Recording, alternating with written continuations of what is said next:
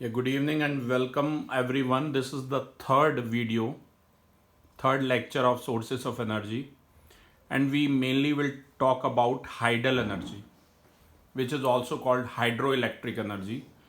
It is a non-conventional means renewable resource of energy. Renewable resources वो resources हैं बेटा जो कभी ख़त्म नहीं होने वाले. So those sources of energy which are not based on the burning of fossil fuels or the splitting of atoms of nuclear fuels. मतलब फॉसिल फ्यूल को बर्न करके थर्मल एनर्जी ऑब्टेन हो रही थी, और आपके splitting of atom nuclear energy के बारे में हम बाद में बात करेंगे. उनके अलावा ये एक ऐसा सोर्स है जो उनसे डिफरेंट है, क्योंकि कोल कभी ना कभी ख़त्म हो जाएगा पर पानी ख़त्म नहीं होने वाला. वो आपको पता है वाटर साइकिल जो मेंटेन होता है उसके बारे में. तो इस वीडियो में हम कोशिश करेंगे hydro electric energy, wind energy, solar energy, इन सब एनर्जी या टाइडल एनर्जी, देखते हैं जितना कवर अप हो पाता है क्लास. सबसे पहले बात करते हैं हाइड्रो इलेक्ट्रिक एनर्जी की. जैसा कि नाम है, हाइड्रो मतलब पानी, वाटर, इलेक्ट्रिकल एनर्जी इलेक्ट्रिसिटी. तो वाटर की हेल्प से जो हम इलेक्ट्रिसिटी बेटा जनरेट कर पाएंगे उस एनर्जी को क्या बोलेंगे? Hydroelectric energy. The traditional use of energy of flowing water has been modified by improvements in technology, and it is used to generate electricity. जैसा कि आप this is done by establishing hydro power plants. Hydel power plant या hydro electric power plant एक ही बात है. ये ऐसी जगह पे बनाए जाते हैं जहां रिवर हो नियर बाय, जहाँ पानी भरपूर मात्रा में प्रेजेंट हो, क्योंकि इसका जो रिजर्वायर होता है उसमें वाटर चाहिए और एक्सेस अमाउंट में वाटर चाहिए, ताकि रिजर्वायर में हम ज़्यादा से ज़्यादा पानी स्टोर कर सकें. तो हाइड्रो इलेक्ट्रिक पावर प्लांट की मैं बात करूं तो ये एक ऐसा पावर प्लांट है बेटा जो इलेक्ट्रिसिटी प्रोड्यूस करता है और फ्लोइंग वाटर की एनर्जी को यूज़ करके प्रोड्यूस करता है. जैसा कि आप डायग्राम में इसके देख सकते हैं, ये एक हाइड्रो इलेक्ट्रिक पावर प्लांट का सेटअप है. सबसे पहले इसमें बैक साइड पे रिजर्वायर है. रिजर्वायर एक तरह का कंटेनर है जहां पे आप वाटर को स्टोर करेंगे. सामने एक बड़ी सी वॉल है, सीमेंट ब्रिक से बनाई जाती है ताकि वो वाटर कंट्रोल रहे. अगर ये वॉल टूट जाए समहाउ तो आसपास के जितने भी विलेजेस होंगे बाढ़ आ जाएगी उनमें, राइट. अब किया क्या जाता है, रिजर्वायर से पानी को गिराया जाता है और ये वॉल काफ़ी ऊंची होती है. मैंने जो लास्ट डैम देखा था उसमें लगभग 1300 to 1500 फीट तो वाटर की कैपेसिटी थी स्टोर करने की. वो मैंने हिमाचल में देखा था. यहाँ नियर बाय चंडीगढ़ के आसपास बाखड़ा नंगल डैम है क्लास, आप चाहें तो विज़िट कर सकते हैं. 1965 में हमारे फर्स्ट प्राइम मिनिस्टर पंडित मोतीलाल नेहरू जी ने इनॉग्रेट किया था. कहते हैं उसमें इतनी सीमेंट और इतनी ब्रिक यूज़ हुई है कि आप चांद तक चाहे सीढ़ी बना सकते हैं. और मैं बता दूं, चांद का डिस्टेंस अर्थ से 3,84,000 किलोमीटर है मात्र.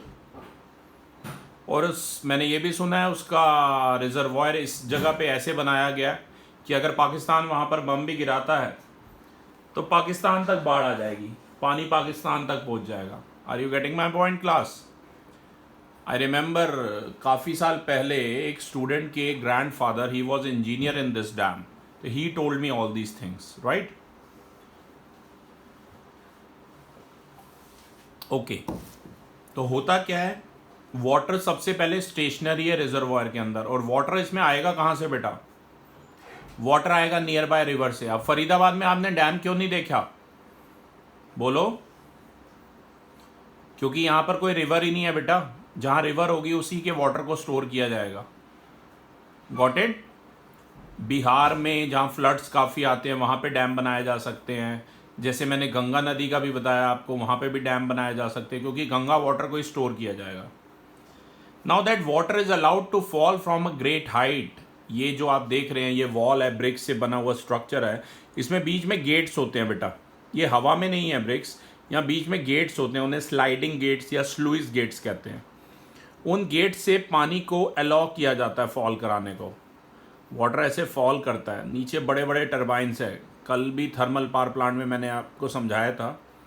तो वाटर की जो पोटेंशियल एनर्जी है वो काइनेटिक एनर्जी में चेंज हो जाती है, और ये एनर्जी इतनी स्पीड से फिर फ्लो करती है, ये काइनेटिक एनर्जी, ये पानी इतनी स्पीड से फ्लो करता है कि टरबाइंस के ब्लेड जो होते हैं रोटेट होते हैं ऐसे, और एक शाफ्ट अटैच है साथ में, और वो शाफ्ट भी ऐसे ऐसे जैसे ये पेन रोल कर रहा है, कल भी मैंने आपको बताया था शाफ्ट रोटेट करती है। तो ये जो काइनेटिक एनर्जी होती है बेटा, it changes to mechanical energy. उसके बाद डायनमो यानी जनरेटर का काम है।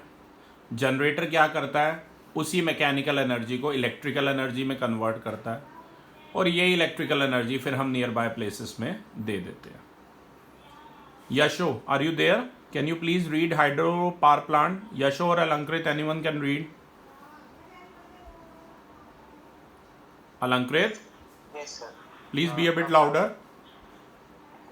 A power plant that produces electricity by using flowing water to rotate a turbine which drives the generator is called hydropower plant or hydroelectric power plant. The electricity produced by using the energy of falling water or flowing water is called hydroelectricity. A hydropower plant produces electricity as follows. Rain on the high ground in hilly areas flows down as rivers. In order to produce electricity, a high-rise dam T is built to stop the flowing river water. Due to this, a large lake or reservoir are built up behind the dam. As more and more water collects in the reservoir, the level of water behind the dam raises to a large height. In this way, the kinetic energy of the flowing river water is converted into the potential energy of water stored behind the dam. Thus, the water stored behind the wall dam has a lot of potential energy due to its deep height.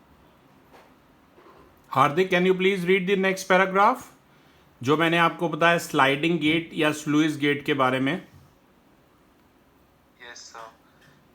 The sluice gate at half the height of dam are opened to allow some of the stored water to escape. This water is taken through pipe B to the turbine T installed at the bottom of the dam. Since the water falls down through a large height from the dam, it flows very fast. A high pressure jet of fast flowing water pushes on the blades of turbine shaft S. When the turbine rotates, its shaft also rotates and drives the generator. The generator produces electricity. Next paragraph. When the hydroelectric generator works and produces electricity, water flows out of the dam continuously and the level of water in the reservoir falls slowly. The reservoir is filled up again by the rainwater brought in by the rivers. Please note that since water is in the dam reservoir needed for generator, electricity is refilled each time it rains. Therefore, hydroelectric power is renewable source of energy. It will never get exhausted. Another point to be noted is that water to the turbine is taken from a point midway up the dam so that the generators continue to work even if the water level in the reservoir falls below normal. तो class आपको ध्यान रखना है कि generator में पहले तो water near by river या लेक से लिया जाता है, जैसे कि आप यहाँ पिक में देख भी सकते हैं। ये एक डैम है, गुजरात में एक डैम है नर्मदा नदी पर, वो सबसे ऊंचा डैम है मैंने सुना है।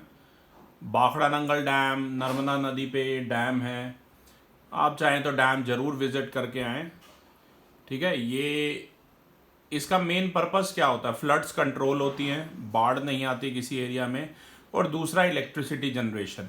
और जो बाकी पानी यूज़ हो जाता है बेटा, वो आगे फील्ड्स में भेज दिया जाता है, राइट, फॉर इरिगेशन पर्पसेस। तो हाइड्रो पावर प्लांट मेनली क्या करता है, पहले पोटेंशियल से काइनेटिक से मैकेनिकल से इलेक्ट्रिकल एनर्जी में कन्वर्ट करता है। जैसा कि आप पिक्स में देख भी सकते हैं कि the dams for generating hydroelectricity can be built only in a limited number of places. Usually in the hilly areas और at the foot hill. Foot hill क्या है? जहाँ पर जो पानी है can fall from a considerable height, ऐसी जगहों पे, right. At present of the total electrical power generated in our country 1/4, मैंने पहले भी बताया था आपको, लगभग 25 to 30% जो है ना, वो एनर्जी जो है वो हमें डैम के द्वारा बनाई गई बिजली से ही मिल रही है. आपने दो नाम सुने होंगे, एनटीपीसी और एनएचपीसी क्लास. एनटीपीसी का मतलब है national thermal power corporation. I repeat, NTPC का मतलब है नेशनल थर्मल पावर कॉर्पोरेशन और एनएचपीसी का मतलब है national hydel, NHPC national hydel power corporation, right. तो ये आपको ध्यान में रखना है क्लास. जो एनएचपीसी से जो हमें इलेक्ट्रिसिटी मिल रही है वो पानी के द्वारा बनाई गई बिजली से मिल रही है, राइट. और जो एनटीपीसी है वहां पर कोल को बर्न करके क्लास जो इलेक्ट्रिसिटी हमें मिल रही है कोल को बर्न करके मिल रही है. तो दोनों में आपको डिफरेंस पता होना चाहिए अच्छे से. अब एडवांटेजेस तो बेटा इसकी काफ़ी हैं. मैंने पहले ही बताया, फ्लड कंट्रोल, इलेक्ट्रिसिटी जनरेशन, जो वाटर यूज़ हो गया बेटा वो आगे फील्ड्स में छोड़ दिया जाता है वो पानी, ठीक है ना, इरिगेशन पर्पसेस के लिए. ये कुछ एडवांटेजेस हैं. डिसएडवांटेजेस की बात करें क्लास, तो डिसएडवांटेजेस भी काफ़ी हैं. जैसे मैं बताता हूँ, फिर explain one by one read करेंगे पॉइंट्स हम. डिसएडवांटेजेस की बात करें, सबसे पहले तो a lot of flora and fauna is to be shifted. बहुत सारे प्लांट्स और एनिमल्स को और इवन पूरे विलेजेस को रिहैबिटेट करना पड़ता है, एक जगह से दूसरी जगह विस्थापित करना पड़ता है, राइट. क्योंकि डैम के लिए बहुत सारा एरिया चाहिए, सिर्फ एक सेक्टर नहीं, मतलब बहुत बड़ा एरिया चाहिए, राइट, डैम बनाने के लिए. दूसरी बात, एक तो इसमें पैसा काफ़ी लगता है, तो गवर्नमेंट ही डैम्स बनाती है. प्राइवेट कंपनीज को बजट अलग वो दे सकती है, that is a different issue, पर गवर्नमेंट डैम्स बनाती है, पैसा लगाती है उस पर. फिर इससे जो इलेक्ट्रिसिटी जनरेट होती है उसको सेल करके वो पैसा रिकवर किया जाता है, राइट.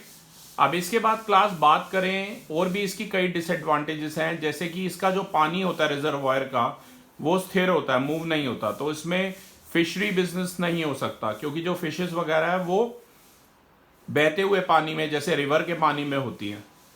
और इसके अलावा मीथेन गैस का काफ़ी फॉर्मेशन होता है क्लास, वेजिटेटिव प्रोपोगेशन की वजह से मीथेन गैस का काफ़ी प्रोपोगेशन होता है.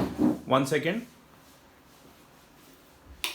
ये आपको ध्यान में रखना है, मीथेन गैस का काफ़ी प्रोपोगेशन होता है क्लास. तो ये कुछ पॉइंट्स हैं जो मैंने डिस्कस किए हैं. अब वन बाय वन यही पॉइंट्स हम जरा रीड करेंगे. Hardik, I want you to read it in a louder voice, advantages and disadvantages. Hurry up mister Hardik. Advantages of using the energy of flowing water for the generation of electricity are the following. First, the generation of electricity from flowing water does not produce any environmental pollution. Second, for flowing water is renewable source of electric energy which will never get exhausted. Third, the construction of dams on rivers helps in controlling floods and in irrigation. देखो, सबसे main advantage ये भी याद रखना, thermal power plant में काफ़ी pollution होता है क्योंकि कोल को जो हम बर्न करते हैं, लेकिन इसमें हाइडल पावर प्लांट में क्लास, इसमें पॉल्यूशन नहीं होता, ना के बराबर होता, राइट. डिसएडवांटेजेस, हार्दिक मैं चाहता हूं आप अच्छा पढ़ रहे हो, थोड़ा सा louder. Kushagra, where is Kushagra? Okay Hardik, आप ही पढ़िए.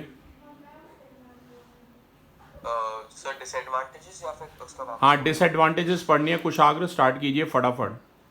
Large areas of agricultural land, a vast variety of flora and fauna, plants and animals, as well as human settlements or villages get submerged in the water of reservoir formed by the dam. Due to this, many plants and trees are destroyed, animals get killed, and many people are rendered homeless. This creates the problem of satisfactory rehabilitation of the people displaced from the dam site. Large ecosystems are destroyed when land is submerged under the water of reservoir of a dam. The construction of a dam on the river also disturbs the ecological balance in the downstream area of the river. For example, due to the construction of dam, there are no annual floods in the river. And because of this, the soil of downstream region does not get nutrient rich. ये बड़ा important point है class. Construction की वजह से dam river पे बनता है और जो फिशेस होती हैं डाउनस्ट्रीम एरिया में उन्हें प्रॉपर न्यूट्रेंट्स नहीं मिल पाते हैं, तो इसी वजह से क्या होता है कि production of fishes that decrease rapidly. ठीक है ना, ये ध्यान रखना है। अगला पढ़िए, fourth point. Due to the construction of a dam on the river, the fish in the downstream area do not get sufficient nutrient materials, due to which the production of fish decreases rapidly. Because the fish nutrients remain trapped in the reservoir formed by the dam. The vegetation which is submerged underwater at the dam site drops under the anaerobic conditions and produces a large amount of CO2, which is a greenhouse gas. काफ़ी ज़्यादा amount में class methane gas produce होती है। तो इसी वजह से जो है ना, टेहरी डैम रिवर गंगा पे बना हुआ है, सरदार सरोवर प्रोजेक्ट ये नर्मदा रिवर पे बना हुआ है, तो ये विलेजेस आसपास के ये प्रॉब्लम क्रिएट होती है।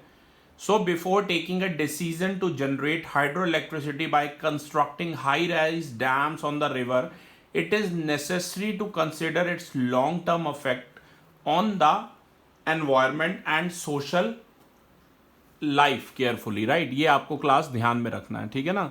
और जो एनर्जी इससे क्रिएट होती है उसे हाइड्रो एनर्जी कहते हैं, क्योंकि पानी से बिजली बना रहे हैं हम। Class this is about hydro electric dam. थोड़ा सा मैं विंड एनर्जी भी बताना चाहूँगा इसमें। आप सभी को पता है क्लास की moving air is called wind, right. और जो इसके द्वारा एनर्जी प्रोसेस होगी हाई स्पीड पर, वो मूविंग एयर के द्वारा प्रोड्यूस होगी। पर अगर आप विंड एनर्जी फॉर्म होता है वहां पर बहुत सारे जो है, ये भी एक तरह जैसे हाइडल अपना है ना, वैसे विंड एनर्जी फॉर्म होता है, राइट, जहां पे बहुत सारे विंड जनरेटर लगे होते हैं। मैं अभी आपको बताता हूं, लेकिन उसकी कुछ मिनिमम रिक्वायरमेंट है। जैसे कि ये भी हिली एरियाज पे होता है। मध्य प्रदेश में भी एक जगह मैंने विंड एनर्जी फॉर्म देखा था, और when I was coming back from Ujjain तब वहां पर देखा था। और इसके अलावा कम से कम 15 किलोमीटर पर आवर की स्पीड से कांस्टेंट रेट पे एयर ब्लो होनी चाहिए, फ्लो होनी चाहिए, तभी हम वहां पर विंड एनर्जी फॉर्म लगा सकते हैं। The traditional use of wind energy has now been modified by the improvement in technology to generate electricity through wind power generators. थोड़ा सा मैं आपको सेटअप दिखा दूं। जैसा कि आप फिगर में देख सकते हैं, ये एक विंड पावर जनरेटर है। देखिए हवा आ रही है यहाँ से, लेफ्ट साइड से आप देख रहे हैं wind is blowing very high speed. जितनी ज़्यादा जहाँ हवाएं चलेंगी, जितनी ज़्यादा विंड स्पीड होगी, उतना ये डैम बढ़िया काम, ये विंड जनरेटर ज़्यादा इलेक्ट्रिसिटी जनरेट करेगा। क्लास ये ब्लेड्स को हिट करती है, जो जिन्हें विंड टरबाइन भी आप कह सकते हैं। जब ये ब्लेड को हिट करेगी फैन के, विंड टरबाइन के, तो ये ब्लेड रोटेट करेंगे। फिर वही फंडा सेम, यहाँ मूविंग एयर से मैकेनिकल एनर्जी जनरेट होगी। फिर एक डायनमो लगा हुआ है, आप देख सकते हैं, और डायनमो यानी जनरेटर का यही काम है, वो इस एनर्जी को किस में कन्वर्ट करेगा, इलेक्ट्रिकल एनर्जी में कन्वर्ट करेगा। और फिर इस इलेक्ट्रिसिटी को आप मोटर लगा के कहीं भी यूज कर सकते हैं। जैसे आपको इसके लिए ऐसा नहीं है, इसके लिए खेत में कहीं भी लगा दो, कि कहीं जंगल में लगा दो जहां हवा तेज चल रही हो, ऐसा विंड जनरेटर लगा लो तो वो इलेक्ट्रिसिटी जनरेट होगी। ऐसे बहुत सारे विंड जनरेटर जहां पे लगे होंगे उसे विंड एनर्जी फॉर्म कहेंगे, राइट। डेनमार्क को सिटी ऑफ विंड्स कहते हैं, कंट्री ऑफ विंड्स कहते हैं, तो वहां पे काफी सारे विंड एनर्जी फॉर्म्स है, राइट। हिली एरियाज में बढ़िया होते हैं विंड एनर्जी फॉर्म। कुछ लिमिटेशंस भी हैं क्लासेस की, जैसे कि विंड एनर्जी फार्म आप हर जगह नहीं बना सकते। These farms can be establish only at those places where wind blows for most part of the year, ठीक है। इसके अलावा मैंने बताया आपको 15 किलोमीटर पर आवर के रेट से continuous wind through out the year flow होनी चाहिए। काफ़ी ज़्यादा एरिया ऑफ लैंड की ज़रूरत पड़ती है। और ये इसका सेटिंग आप, ये बिल्कुल ऐसा फॉर्म जो आप फिगर में ये देख रहे हैं ना, ऐसा मैंने मध्य प्रदेश में भी कहीं देखा था, right. I was coming back by train, so I don't remember the place, but I have seen it was in Madhya Pradesh. ऐसे बड़े बड़े विंड जनरेटर लगे होते हैं और ये इकट्ठा विंड एनर्जी प्रोड्यूस करते हैं। क्लास अगर मैं हमारी कंट्री के एस्टिमेटेड पोटेंशियल की बात करूं तो वो 45,000 मेगावाट है। लेकिन अभी प्रेजेंट में हम 1025 megawatt of electricity wind energy से जनरेट कर रहे हैं। तो इंडिया अगर अपने फुल पोटेंशियल का यूज करे विंड एनर्जी का तो 45,000 megawatt which is a larger amount, 1 megawatt is 10 to the power 6 वाट, इतनी इलेक्ट्रिसिटी हम प्रोड्यूस कर सकते हैं। सबसे बड़ा इंडिया में जो विंड एनर्जी फॉर्म है वो कन्याकुमारी तमिलनाडु में है, जो 380 मेगावाट ऑफ इलेक्ट्रिसिटी जनरेट करता है, और इंडिया 5th नंबर पर है विंड एनर्जी की जहाँ तक बात है, और सबसे पहली पोजीशन पे जर्मनी में है। डेनमार्क को भी कंट्री ऑफ विंड्स कहा जाता है, मैंने आपको पहले ही बताया। वहाँ पर more than 25% of electrical needs जो है वो विंड एनर्जी से पूरी की जाती हैं। तो क्लास जैसे जैसे समय बढ़ेगा, आपकी नेक्स्ट जनरेशन जब होगी आप लोगों की, तब तक कोल वगैरह फिनिश हो चुका होगा, तो थर्मल पावर प्लांट ये सब बंद हो जाएंगे। तो हमें ऐसे नॉन कन्वेंशनल यानी रिन्यूएबल सोर्सेज ऑफ एनर्जी पे डिपेंड करना पड़ेगा। Thank you everyone.